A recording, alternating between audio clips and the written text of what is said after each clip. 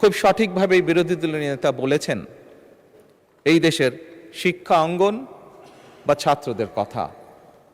মাননীয় স্পিকার, আমরা অবশ্যই চাই না যে আমাদের যে শিক্ষা অঙ্গনগুলোর যে অবস্থা, শিক্ষার্থীদের যে অবস্থা, সেটি এরকম থাকুক, সেটি অবশ্যই পরিবর্তিত হোক।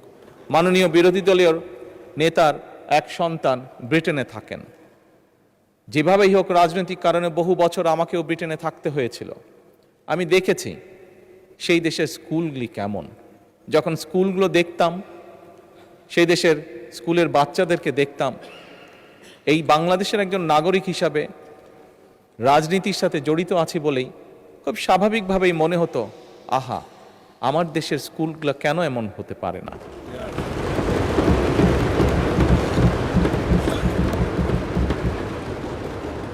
মাননীয় স্পিকার, দেখেছি সেখানে কিভাবে প্রাইমারি স্কুলের কথা যদি বলি, আমি যেখানে থাকতাম তার আশেপাশে প্রাইমারি স্কুল ছিল, সেজন্যই সেটি বেশি চোখে পড়তো। সকালে এবং বিকালে যদি কোথাও বের হতাম, দেখতাম যে বাচ্চারা যাচ্ছে, দেখতাম বাচ্চারা কি সুন্দর কাপড় চোপড় পরে যাচ্ছে, পায়ে জুতো, মোজা, সুন্দর শার্ট প্যান্ট, যার যেটি স্কুল ড্রেস সেটি পরে যাচ্ছে। মাননীয় স্পিকার, মনের মধ্যে একটি কষ্ট হতো যে আমার দেশের প্রাইমারি স্কুলের বাচ্চারা কবে এরকম সুন্দরভাবে স্কুলে যাবে।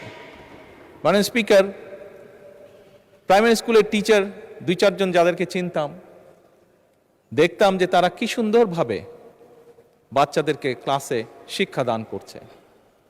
মাননীয় স্পিকার, আজকে এই সংসদকে আল্লাহ রাব্বুল আলামিন রহমত করেছেন এবং সে কারণেই মাননীয় স্পিকার আমাদের পক্ষে সিদ্ধান্ত নেওয়া সম্ভব হয়েছে। আমরা সেদিন যেই প্রত্যাশাটি, মনের মধ্যে যে আশাটি ছিল, আল্লাহ চান তো এই আশা আমরা ইনশাল্লাহ পূরণ করতে পারবো। সেজন্যই এই সংসদে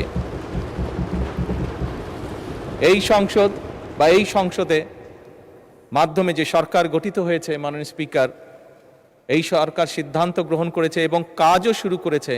আমরা ইনশাল্লাহ আগামী জুলাই মাস থেকে পর্যায়ক্রমিকভাবে ধীরে ধীরে প্রাইমারি স্কুলের বাচ্চাদেরকে স্কুল ব্যাগ দিব, পর্যায়ক্রমিকভাবে বাচ্চাদের আমরা স্কুল ড্রেস দিব এবং পর্যায়ক্রমিকভাবে মাননীয় স্পিকার আমরা বাচ্চাদেরকে জুতার ব্যবস্থা ইনশাল্লাহ করব।